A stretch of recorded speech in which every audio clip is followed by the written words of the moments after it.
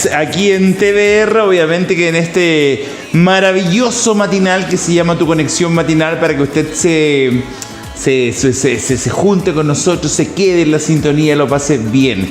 Sin embargo, en esta oportunidad vamos a tomar un tema que ha tenido bastante complicada a la Municipalidad de Santiago y a su alcaldesa Iracy Hasler respecto a lo que es la compra de un inmueble para realizar lo que sería la primera clínica pública de nuestro país. Este caso, hasta ahí, es una muy buena idea. Sin embargo, cuando comenzó la posible compra de este inmueble es donde se enredó la cosa, con las tasaciones, el posible sobreprecio y todas las personas que han intervenido en este proceso. Para conversar del tema estamos con Teodosio Cayo, que normalmente nos está colaborando para entender muchas cosas. Él es presidente de ASACH y además gerente de Arena y Cayo. ¿Cómo está? Muy bien, gracias por la invitación. Teodosio, gracias por venir, por esta amabilidad que siempre tiene para venir a aclarar temas que, mire, muchas veces las cosas, claro, afecta acá directamente a la municipalidad y la alcaldesa tendrá que explicar y todo, pero finalmente todos queremos entender qué sucede, porque finalmente tal vez todos vamos a tener que usar la clínica en algún momento y a nadie le gusta que le roben plata. Absolutamente. Eso es. Teodosio, primero cuénteme la explicación de por qué se comenzó a decir que podía haber un sobreprecio en la compra de esta clínica. Bueno, hay cosas que son fundamentales en la determinación del precio. Y una de esas cosas fundamentales es revisar las transacciones que se han realizado de bienes similares o asimilables en el entorno. Y este mismo inmueble fue transado en 2.000 millones, digamos, cercano a esa cifra. ¿Cuándo? Fue transado un poquito antes, digamos, de esta transacción. De hecho, fue publicado en 3.000 millones después de haberse transado en 2.000. Por lo tanto, no es entendible que esos antecedentes no se ocupen como referencia para determinar el valor final del inmueble. Ya, o sea, a ver, entendamos esto. Este inmueble fue vendido por 2.000 millones de un señor A a un B. Así es. ¿Verdad? Este B lo pone a la venta en 3.000 millones. Sí. Ya, o sea, está haciendo una compraventa que totalmente legal si le quiero sumar 1.000 millones de pesos.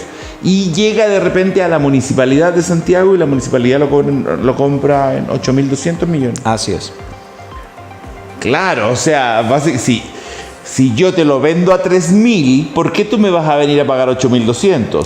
Ahora, supongamos que los 8.000 es correcto y antes se transó mal, se publicó mal. Supongamos que eso está correcto. La sustentación de los 8.000 tiene que tener una base sólida de análisis y para eso existe en Chile la norma chilena. Existen, de hecho, dos normas chilenas. ¿Ya? Está la norma chilena, uno que es general, que se aprobó el año 2001, con muchos actores, digamos, incluso del Estado, como el Ministerio de la Vivienda, participó también personas de impuestos internos, bienes nacionales, y esa norma define cómo se deben hacer las valorizaciones. Y no contentos con eso, ASACH, la Asociación de Tasadores de Chile, impulsamos una segunda norma a través del Ministerio de la Vivienda y sacamos una norma específica para terrenos que tienen potencial inmobiliario.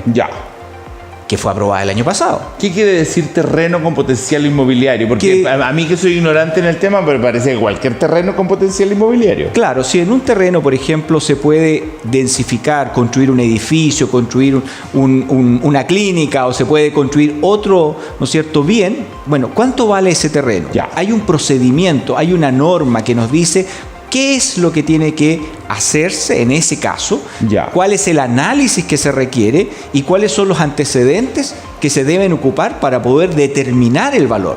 Todo esto, la norma 1 y la norma 2, que están vigentes en Chile, son incluso normas que están sujetas por la norma internacional de valoración. Y no contento con eso, digamos, esa norma internacional del IBS tiene otra norma panamericana, que es de la UPAP, de la Unión Panamericana de Asociación de Evaluación, y por lo tanto están todas alineadas para decir cómo se deben hacer las valoraciones de los bienes raíces y en este caso aplicables a lo que estamos viendo. Ya, y porque ahí le veo que usted está lleno de documentos. En esta oportunidad, ¿las valoraciones se hicieron como corresponden? Yo veo, primero, digamos que estas valorizaciones no están hechas de acuerdo a la norma chilena. Y por lo tanto, ya hay un delta, ¿no es cierto?, de cumplimiento, a pesar de que las normas chilenas son, ¿no es cierto?, de carácter voluntario, digamos. Sin embargo, es un referente mínimo para entregar en una tasación. Y eso significa, por ejemplo, que no solo nos vamos a basar en 4 o 5 referentes de ofertas que naturalmente tienen una transacción, que tiene una negociación de por medio, y adicionalmente que hay que hacer un análisis del valor. De hecho, una de las cosas importantes que dice la norma chilena es que una vez que se recolectan todos los antecedentes para hacer la valoración, se debe hacer una conclusión en términos de que cuál va a ser el método apropiado para valorar. Es decir, hay una hipótesis detrás. Teodosio, pero todo esto ¿es aplicable a inmuebles o a compras públicas o a todas? A cualquier compraventa que se haga en el país. O sea, si yo quiero comprarme tal inmueble y no reúne ninguna característica y no me interesa andar detrás de una tasación, es problema mío, digamos, pero en este caso debería ser obligatorio. Lo que pasa es que por transparencia se requiere, ¿no es cierto?, que un organismo independiente pueda hacer las valorizaciones. De hecho, en este caso, el ocupar 3, ¿no es cierto?, valorizaciones es lo adecuado, lo prudente. Pero esas valorizaciones tienen que tener cierto nivel mínimo de cumplimiento que tienen relación con la norma chilena. Si no tienen ese cumplimiento, en realidad son 3 digamos, apreciaciones de valor, digamos. La norma, para ser transparente, me indica, usted como alcalde de tal lugar tiene que, si quiere comprar el lugar A, tiene que compararlo con B, con C y con D. Pero B, C y D tienen que tener una normativa. No lo voy a comparar con un local que me cuesta lo mismo en Nueva York, no sé, digamos, algo así. De hecho, uno de los referentes en una de esas valorizaciones que se hicieron está a 6,6 kilómetros de distancia. Que es muy lejos. Sí. Usted prácticamente puede estar en otra ciudad en 6,6 kilómetros, otra ciudad, otra valoración totalmente distinta. La única razón para comparar con un bien que está tan lejos sería que en ese lugar se dan las mismas condiciones del lugar donde estoy tasando. Ok, y en este caso de la municipalidad con esta clínica, ¿se dan las mismas condiciones con quienes comparan a la clínica? En realidad que nosotros estuvimos viendo, obviamente no hicimos un análisis tan profundo, pero rápidamente uno detecta, digamos, que esos lugares no cuentan con las mismas características del entorno que Sierra Bella, y por lo tanto no son directamente comparables, a menos que se haga un proceso de homologación, a menos que se haga un proceso de comparación, pero que tenga ponderaciones, ¿no es cierto?, que son matemáticas, ¿no es cierto?, para decir por qué es comparable, digamos. Yo no puedo promediar cosas que no son equivalentes. Hay una concejala que lamentablemente borré el nombre de acá que lo tenía, que está indicando que acá habría un negocio con este sobreprecio, un negocio ilícito de parte de la alcaldesa. ¿Cómo se puede dar ese negocio? ¿Cómo sería esa mecánica si es que así fuese? Desconozco cómo se pueda dar, pero sí lo que puedo decir es que si la valorización de esta transacción no responde a un valor de mercado, evidentemente hay que investigar. Hay que investigar. ¿Y esto puede detenerse de parte de la Contraloría? ¿Podría la Contraloría decir, ¿sabe qué? Hay algo raro, vamos a investigar, no puede comprar nada? Lo que pasa es que la Contraloría, ¿no es cierto?, tiene que efectivamente atender, digamos, los reclamos que se puedan estar haciendo sobre fondos públicos, y en ese sentido, obviamente, tiene todas las herramientas para perseguir, ¿no es cierto?, situaciones que evidentemente a primera vista podrían parecer que no corresponden y no se ajustan a los procedimientos legales para poder hacer una transacción con fondos públicos. Y en este caso, lo que usted está viendo, ¿estaría como un poco de falta de transparencia en el medio? Lo que pasa es que si uno analiza los valores de estas transacciones y no cuenta con referentes, no cuenta con datos que sustenten adecuadamente ese valor, evidentemente uno queda con la incógnita de que, primero, ¿por qué no se cumplió la norma chilena, que está aprobada, divulgada, conocida por todos? ¿Por qué la metodología que está dicha no concuerda con lo calculado? Porque Una cosa es decir que vamos a hacer una comparación de transacciones y finalmente uno ve solamente ofertas. ¿Por qué no hay una hipótesis de valor? Que significa, ¿por qué lo vamos a valorar de esa manera, digamos? Y finalmente, ¿por qué no se cumplen con todos los antecedentes que requiere un informe de tasación tanto a nivel internacional como local? Mire, el director jurídico de la Municipalidad de Santiago, Jean-Pierre Chiffel, ¿lo ubica? ¿Lo conocerá? Sí. Ok. Explicó que la diferencia se debe a que la Contraloría los obliga a realizar 3 tasaciones independientes para determinar el precio más justo a pagar, lo que determinó que este valor es 8.200 millones de pesos. Claro, por eso, sí, el hecho de pedir 3 valorizaciones está correcto. El punto es que si esas valorizaciones no cuentan con el sustento adecuado, que no están ajustadas a la norma chilena, son opiniones de valor, digamos. Ya, o sea, aquí estamos hablando de lo siguiente. Yo para poder comprar algo, que con plata pública y todo lo demás, tengo que tener 3 cotizaciones, ¿cierto? En este caso se están dando, pero no con las características necesarias. Primero que es muy lejos, ese tipo de cosas. Claro, de hecho no podemos Se cumple con una de las normas nada más. Para hacerlo en simple. Ya. Si nosotros tenemos 4 datos Ya. y promediamos esos 4 datos, no significa que ese es el valor del bien que estoy tasando, más aún si esos 4 datos no tienen las mismas características de lo que estoy tasando. Es como si en el colegio una persona se sacara un 1, un 7, un 7, un 7, el promedio le va a dar menos que 7. Sin embargo, ha hecho un tremendo esfuerzo por sacarse un 7, digamos. Aquí pasa algo similar. Estamos tomando, o hay valores que están considerados en un lugar muy lejano, en condiciones muy distintas, y si uno analiza un poco más esto, hay valores de reposición que tampoco están justificados. Entonces, ¿qué es un valor de reposición? ¿Cuánto cuesta reponer el bien a condiciones equivalentes? Entonces, hay asignaciones de valor que no tienen detrás, ¿no es cierto?, de ese valor un respaldo, que digan, mire, este valor nace de este análisis, de esta fuente de datos, y por lo tanto, por eso le estamos asignando este valor por metro cuadrado. Ok, esto de alguna manera, sé que no es su tema, pero ¿tiene olor a necesitar investigación? Absolutamente, digamos. Si yo veo las tasaciones que no se ajustan a lo que desde ASACH promovemos, desde la Asociación de Tasadores promovemos, por supuesto, esto tiene que ser revisado, y lo que uno le pediría a todos los profesionales que se dedican a la valorización, digamos, de bienes, digamos, que apliquen las normas que hoy día existen vigentes, y con eso evitamos, digamos, muchas controversias innecesarias, sobre todo porque existen mecanismos para valorar, existen enfoques, existen principios y existen métodos adecuados al bien que estamos tasando. Teodosio, ¿puede haber una diferencia del precio de un inmueble dependiendo para qué lo quiero? No, depende del objetivo de la valorización. Ese es lo único que podría hacer cambiar. Por ejemplo, es distinto cuando nosotros valoramos para una compraventa que valorarlo para un registro contable, o valorarlo para el pago de impuesto territorial, o para tomar un seguro. Pero vale lo mismo en el fondo, digamos. No, si yo voy a comprarlo y yo soy el alcalde de Santiago, el dueño no es que me va a decir, si usted lo quiere para la municipalidad, como municipalidad le cobro 1.000 millones. Si usted lo quiere para poner una clínica, le cobro 2.000. No va por ese lado. No, absolutamente no. Cuando un bien está valorizado para una compraventa, el valor es idéntico.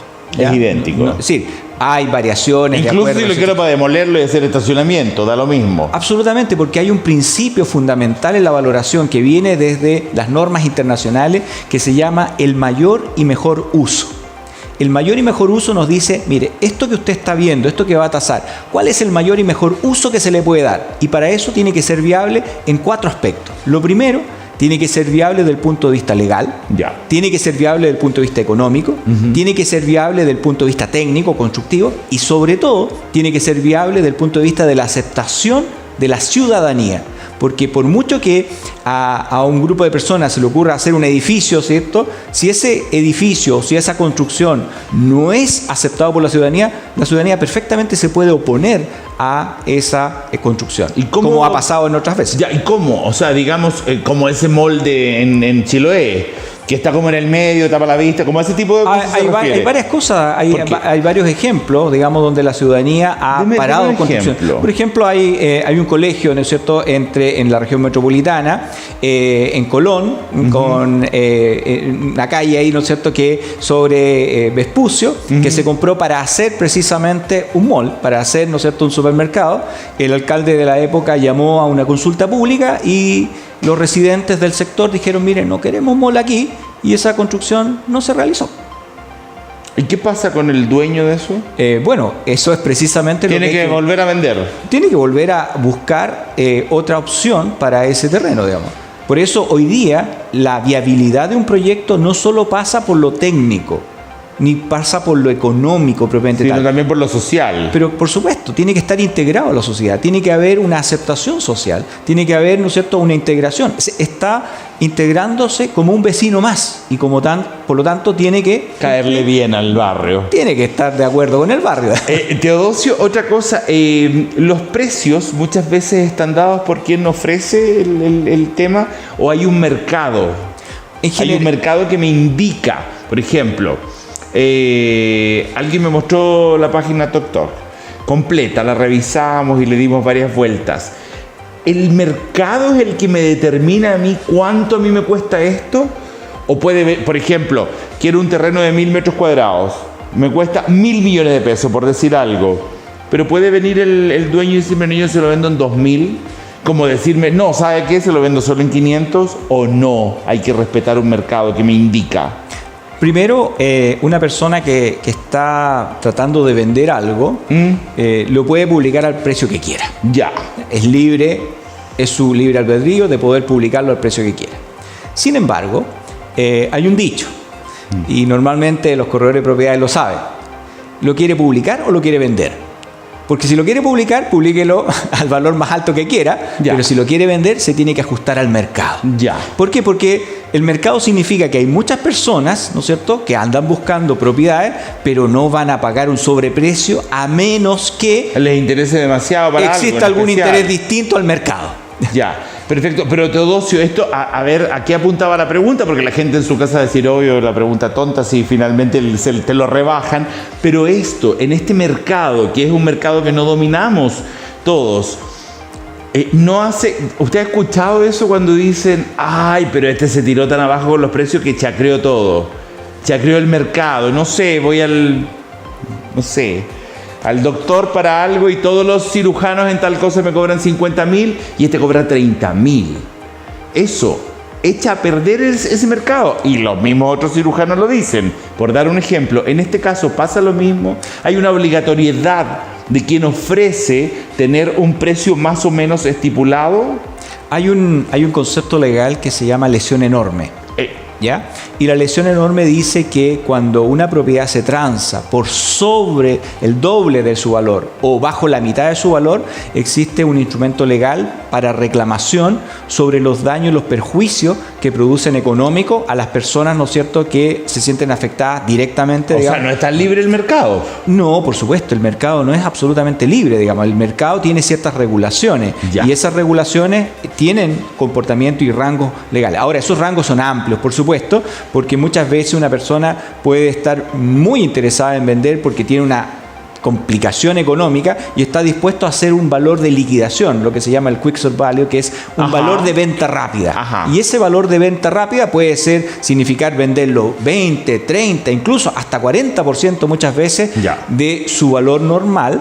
¿Por qué? Porque hay una situación que lo apremia, que lo aqueja. Sí, claro. Pero son situaciones especiales, como un remate, por ejemplo. En un remate se lleva la propiedad en remate y depende de la puja que exista en ese remate, es el valor en el cual va a salir el inmueble. Ok, o sea, hay un punto en el que tengo que responder. Así es. Digamos, no soy totalmente libre de decir, te lo regalo en 10 pesos.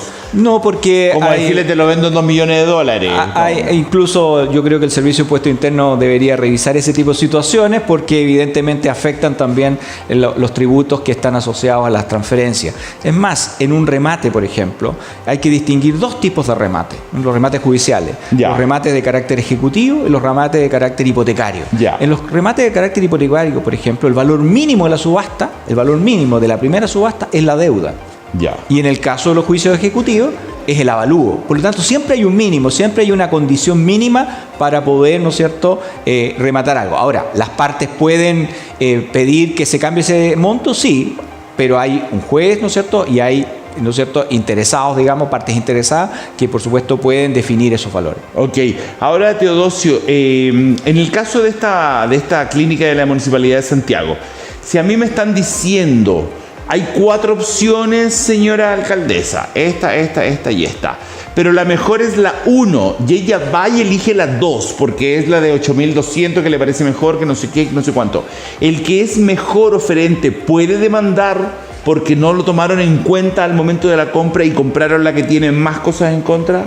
A ver, solo si esto es una licitación, las bases de la licitación establecen los mecanismos mediante los cuales se puede, ¿no es cierto?, comprar un inmueble. Por lo tanto, si no es una licitación, en realidad no hay una obligatoriedad de comprar o vender, ¿no es cierto?, a la persona que puede estar vendiendo más barato o más caro. Va a ser solamente en los casos en donde hay una licitación y por lo tanto ahí están establecidas las reglas, digamos, de ese juego, las reglas de ese trabajo.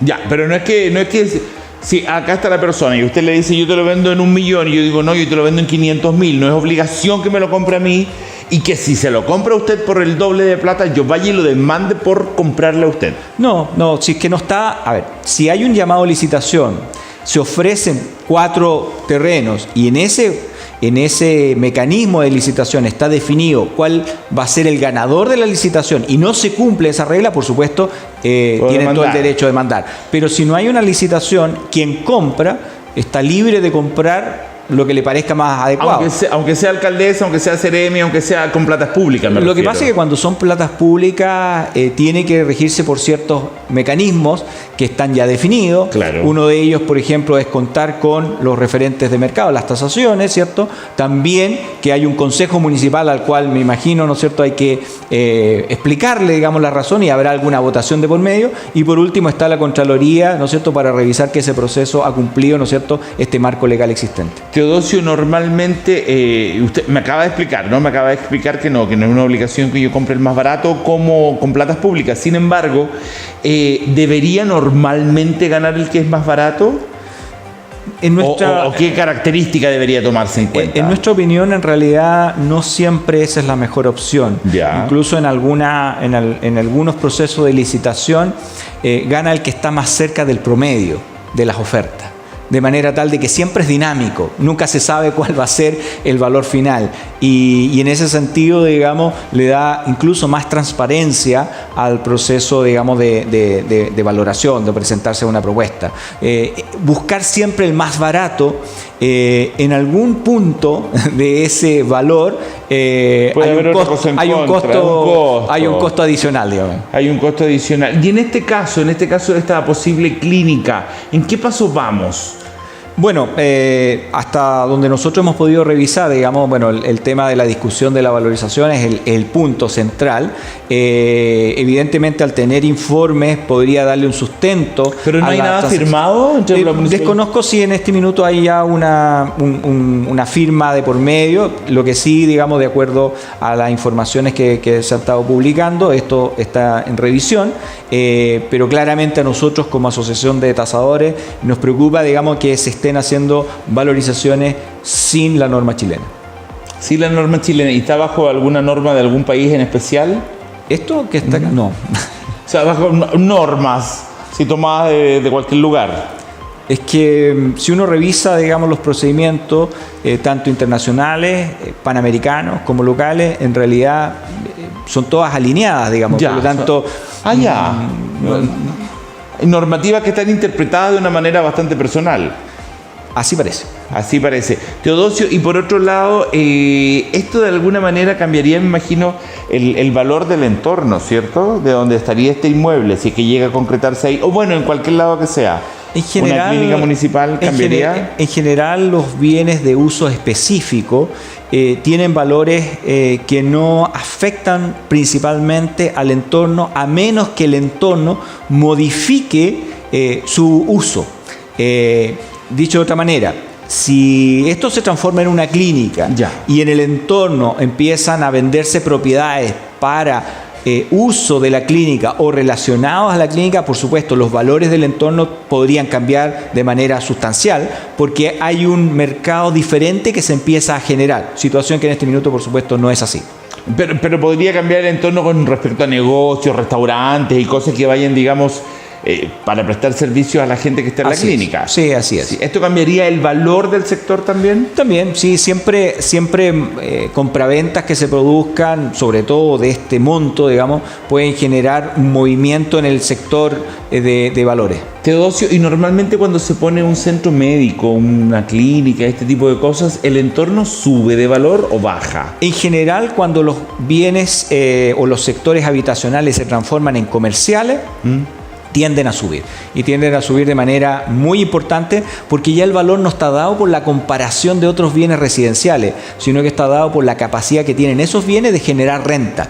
Y en ese sentido, el valor de la renta se proyecta en el tiempo, se trae al valor presente y eso es lo que el mercado está dispuesto a pagar. Ya, pero en este caso de una clínica sí sube el valor, porque es más comercial. Porque va a haber un flujo de gente importante. Hay que recordar que esto ya era una clínica. Ya tiene un entorno más o menos definido. Ya. Ahora, el que exista, ¿no es cierto?, una nueva clínica con un nuevo foco, podría efectivamente con mucha también publicidad. Por supuesto, podría generar un área, digamos, con mayor uso comercial y subir los valores. Ahora, desde su punto de vista un poco político en el tema, ¿cree que esto va a cambiar? La alcaldesa, lo más sensato sería decir, ya, desisto y vamos a ver nuevas propiedades, vamos a hacer otras comparaciones, o usted cree que va a seguir por la línea de insistir en esta clínica? ¿Y cuál sería el motivo en el fondo? Claro, a ver, en una situación como esta, obviamente lo importante para resguardar los recursos públicos es hacer una evaluación independiente adicional, bajo norma chilena, bajo norma internacional, y ver si efectivamente esto vale lo que dice que se transó, digamos. Esto de lo que usted dice, que no se utiliza la norma chilena ni la panamericana que está alineada, ¿a qué respondería? ¿A qué respondería? ¿Cómo yo puedo ser parte de la municipalidad y que me digan, vamos a comprar una clínica y empiezo a valorarlo de qué manera, bajo qué parámetro? Es que en realidad que no es algo, digamos, fácil de responder en el sentido de que si existe una norma, es como si alguien le dijera, mire, voy a instalar un ascensor, pero lo voy a instalar como a mí me parece.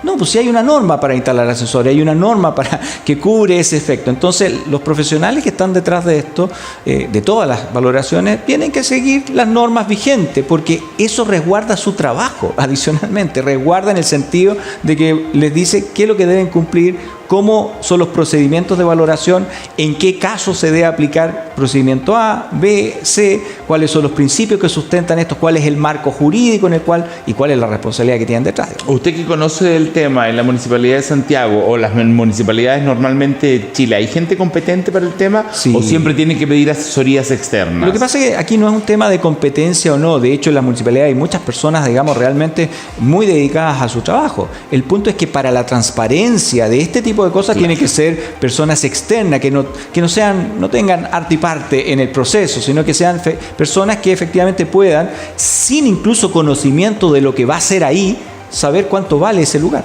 Teodosio, en la historia de este inmueble aparece que a principios del año 2022 era de unos dueños, luego pasa a ser de otros dueños durante el 2022 y la escritura sale por ahí por diciembre recién. Y de diciembre, ahora de inmediato, la municipalidad quiere comprarlo. ¿Eso es posible? Porque entiendo en mi ignorancia del tema, que hay algunas propiedades que para poder dar un paso de transformación o de seguir adelante, aunque acá no hay transformación porque era clínica, tiene que pasar cierto tiempo con la escritura inscrita al nombre de alguien. ¿Es así o no? No, una vez que está inscrita, registrada en el conservador de bienes raíces, esa propiedad puede transarse sin ningún problema al día incluso inmediato siguiente a estar inscrita, digamos, no hay complicaciones. Aunque se transforme el inmueble. Sí, aunque se transforme, porque está transfiriendo el dominio, ¿ya? El dominio de ese bien lo está transfiriendo. Ahora bien, si son ventas frecuentes,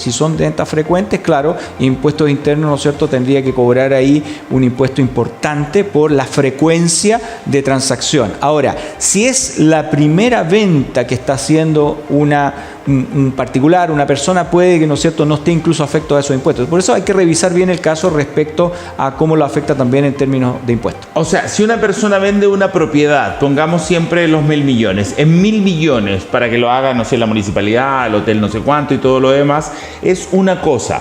Pero sin embargo, si esa persona vuelve a recuperar la propiedad, ya volverla a vender y no sé qué, y ahí impuesto interno interviene porque estás haciendo un negocio, ¿o no? De hecho, si es una inmobiliaria que se dedica a esto, que es un giro, tiene que pagar los impuestos que corresponde.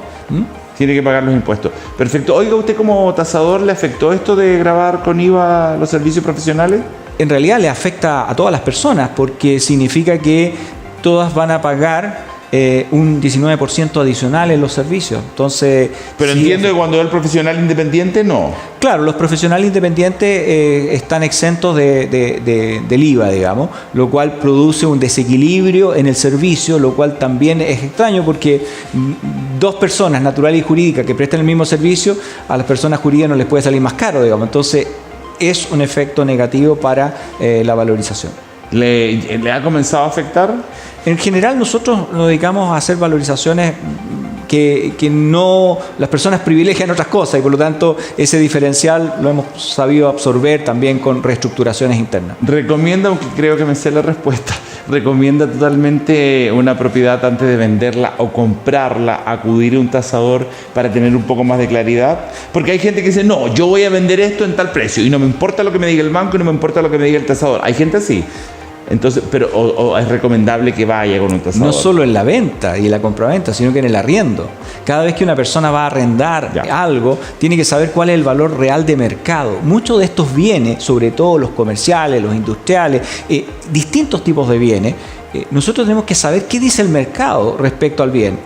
Porque una cosa es lo que se publica y otra cosa es lo que se transa con finalmente cuál es el valor en el cual ese bien es transferido o en el cual ese bien es arrendado. Y por lo tanto es tremendamente importante definir una tasación no solo en la compra-venta, sino que también en el arriendo, tanto por quien está interesado en comprar como quien está interesado en vender. Para que todo sea justo. Por supuesto, porque de esa manera hay un mecanismo de negociación, hay un elemento objetivo de una parte no interesada que le dice a usted cuál es el punto límite, ¿no es cierto?, desde el cual, por supuesto, dependiendo de las necesidades, se podrá variar. Por eso, una oferta no necesariamente es el valor final de un bien.